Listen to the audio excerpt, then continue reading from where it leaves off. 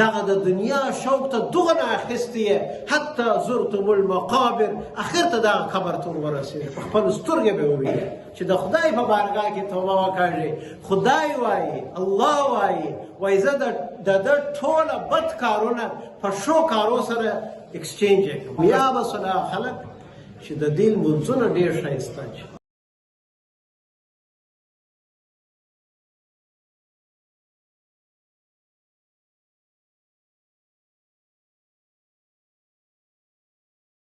نحمده ونصلي على رسوله الكريم أما بعد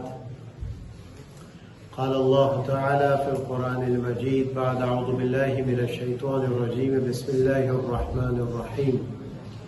كل نفس ذائقة الموت وقال تعالى وضرب لنا مثلا ونسي خلقه قال من يحيي العظام وهي رميم قل يحييها الذي أنشأها أول مرة إلى آخره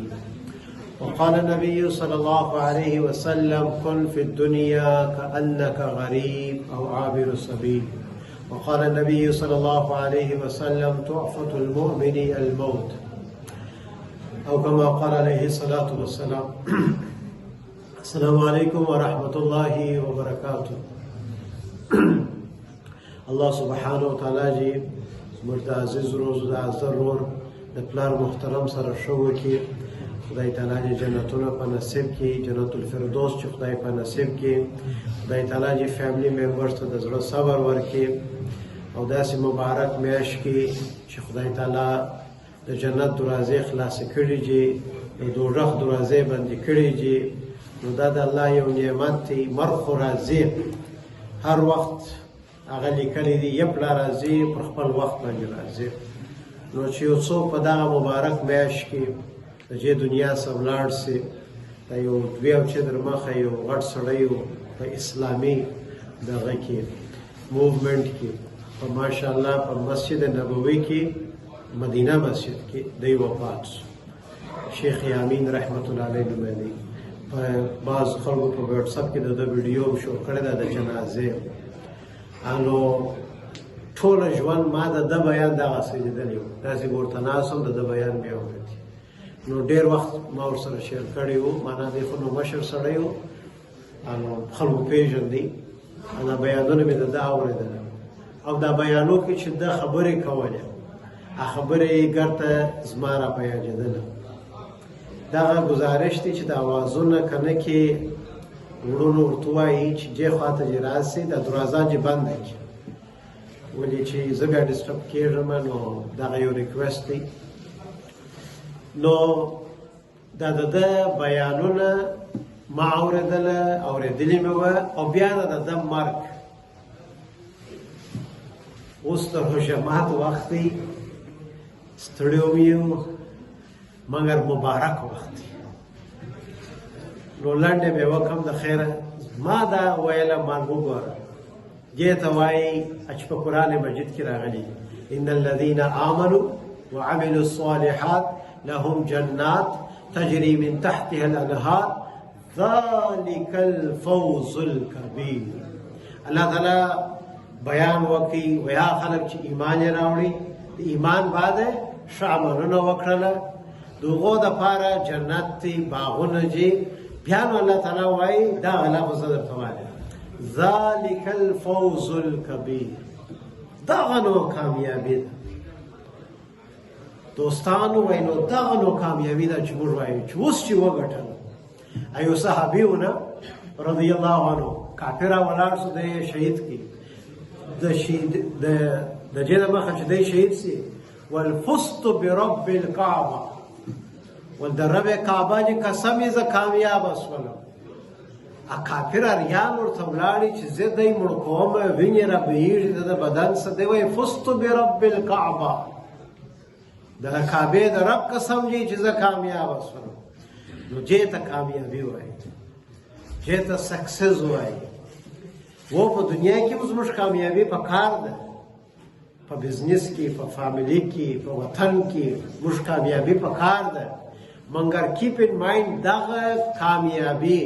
یا دغه ناکامی دا ټمپرری ده او هغه چې را روانه ده everlasting کان مقداره 50,000 سنه یوه ورځ به د 50,000 کاله وي یوه ورځ 50,000 کاله به یوه ورځ یوم یفر المرء من اخیه وامه وابیه وصاحبته وبنیه دا ورور به راولاړ شي د ورور څخه به زغلي ماینه به راولاړ شي د میړه څخه میړه به د ماینې څخه مور به د زوی څخه زوی به د مور څخه زغلي به یوم یفر زغلي معنا چې اوس ماته یو راته ونوی چې راکه چې اوس راته ونوی چې راکه چې دغه خوله راته پرې نه کړي په دغه به یو د بله سره زغلي وای مور ته به ورسې چې یو ثواب مې پکار دی بس یو صرف یو نیکي د سواړه مور الله تعالی وایي ستا عملنامه ایکول ده جنت و دوزخ درته ایکول دي ستا ته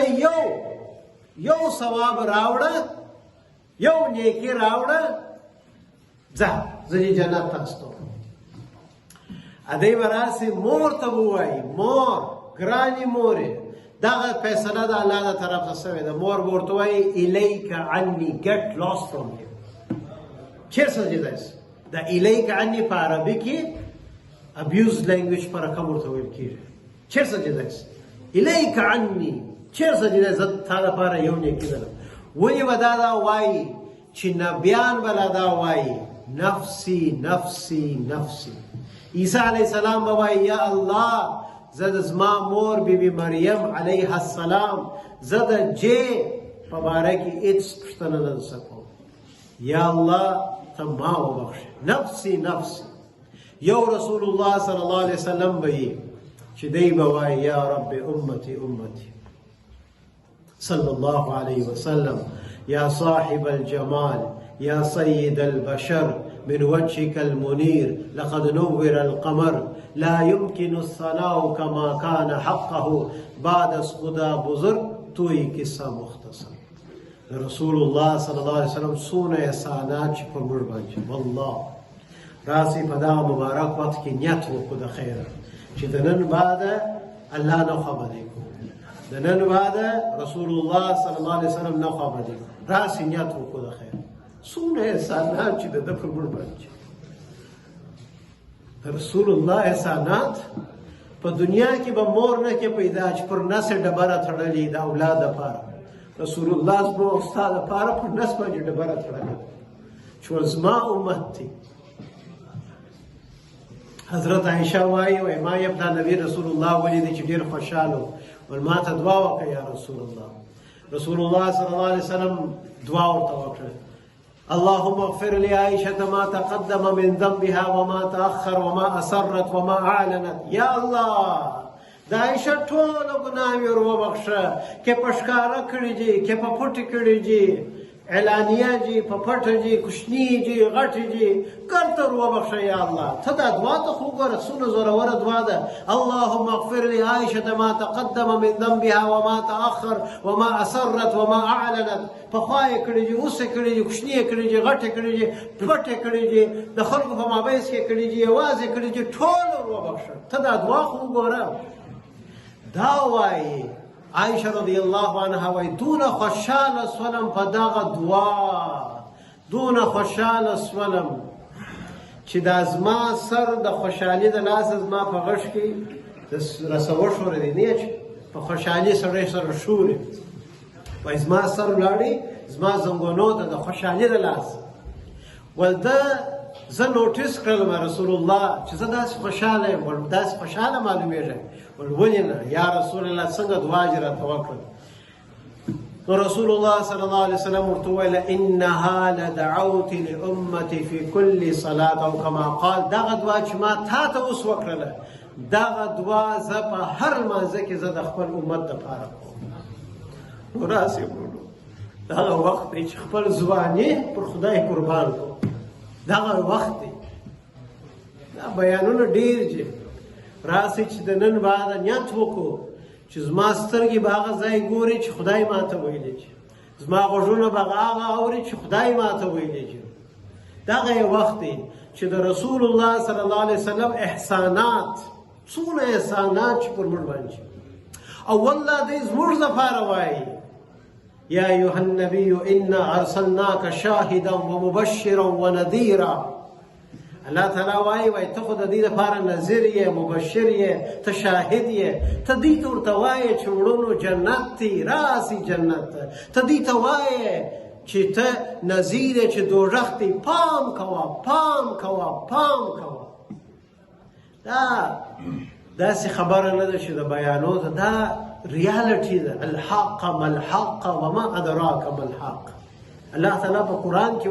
وایي دا حقیقت دی ته به وګورې په سترګو الهاکم التکاثر حتی زرتم المقابر دغه د دنیا شوق ته دغه اخیستی حتی زرتم المقابر اخر ته دغه قبر ته ورسېږي په خپل سترګې به ووینې چې هلته څه شوه دغه پرونو په تفسیر کې وایي دا ورځ ته تفسیر شروع الحمدلله دغه یو ماسنوس ایرسو دی مسلمان سو بیا لا ابی بن خلف ورته ویله و دا دې څه چم وکړي بېرته کافر سو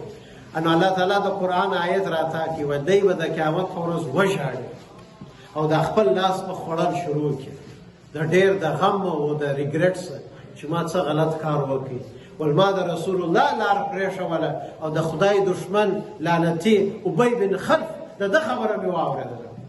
خو کش کې ما د رسول الله سره انډیوالي کړې وای نو ګران وروڼو څنګه چې محترم حاجي صاحب لاړې زموږ وار هم دغسې را روان کل نفس ذائقة الموت دغه یو ریکویسټ دی د ټولو وروڼو سره چې انشاءالله د خدای په بارګاه کې توبه وکړو انشاءالله د توبې دوې خبرې به زه درته وکړم التائب من الذنب کمن لا ذنب له هغه سړی چې د ګناهو څخه توبه وکړي داسې دی که د ګناه چې کړی لا نه دا خو حدیث دی اوس نو قرآن څه وایي فاولئک یبدل الله سیئاتهم حسنات هغه سړی چې د خدای په بارګاه کې توبه وکړي خدای وایي الله وایي زه د ده ټوله بد کارونه په ښو کارو سره ایکسچینج یې کړم که سره ور واړوم نو دغه موقع ده چې موږ د خدای په بارګاه کې توبه وکړو چې یا الله څه چې مو کړي دي غلط راسه سوي دي او د هغه دپاره 5 وخت لمونځ دی خطایسته نه دي درواغ نه دي دغه هغه پڼ شیان دي یو دغه د لمونځ ګزارش کوم اوس هم مازدیګر چې لمونځ اوس ما یو څوک لیدي لمونځ یې کوئ هغه په ځان نه دی خبر نو چې دلته نوم وایم نه دی په خبر چې زه څوک دی نو دا لمونځ یې کوئ ما یاره څنګه مبارک ځای دی دا مسجد دی که نه دی دا موږ دلته ګرده ناست چې خوشحاله یو که نه یو والله زه امام یم روزه دلته یم صحیح دی مګر بیا هم چې د باندې ولاړ سم په پوهېږم چې سم ځای نه یم تللی اگر چې حرام نه دی هغه ځای مګر د مسجد انوایرمنټ ته خو سره د ملایکو کور دی د خدای کور دی نو دغه در دغه ځای راجې وروره یارانه زموږ په ژبه در دغه ځای راجې او داسې تازه کړي اوس نو ته لمانځه ته ولاړې لمونځ یې شروع کړي رکوع جې ایکسپریس 401 ده او سجده جې 401 ایکسپریس کړه ولې کوې دا چې خو په ارامه لمونځ وکړه وروره خو دا د لمونځ څخه خوند واخله خدای تعالی به یې وزونه درکړي انعامونه به درکړي دنیا به در ښایسته او د هغو نه زحمت چې وکړي you need just another 5 minutes او په قرآن مجید کې راغلی دی قد افلح المؤمنون الذين هم في صلاتهم خاشعون کامیابه صلاح خلک چې د دې لمونځونه ډېر ښایسته نو دغه یو ګزارش دی چې د لمونځو موږ باید په طریقه وکړو رسول صلی الله علیه وسلم فرمایي د ګورتو غټ غل هغه دی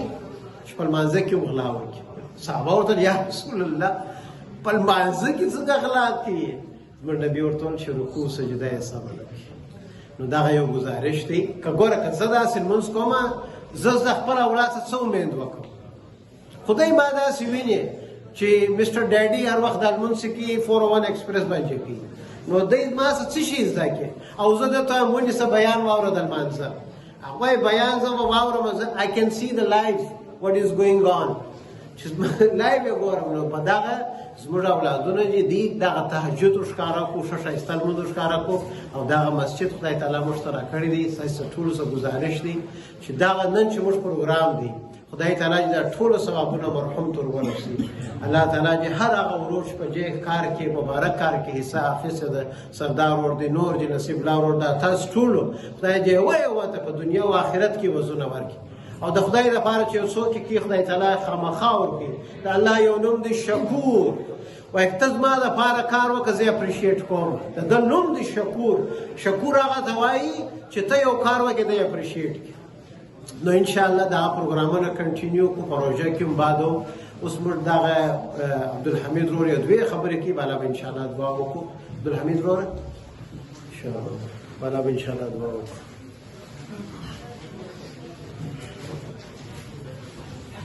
السلام علیکم ورحمۃ اللہ وبرکاتہ وایي ټول دوستان و جوړ وروږي روژه مو د خیر د مولانا صاحب د خبرو په مقابل کې خو زه هېڅ د ویلو شی نه لرم زه یو شی ووایم صرف دونه یاداورې د یو په حیث د یو ممبر د کمیونټي غواړم چې تاسو دوستانو ته وکړم چې ما تقریبا دغه 22 کاله په ټورنټو کې کېږي او رقم په رقم شام مې لیدلی دي یوازینی شی چې ډېر هغه زه ډېر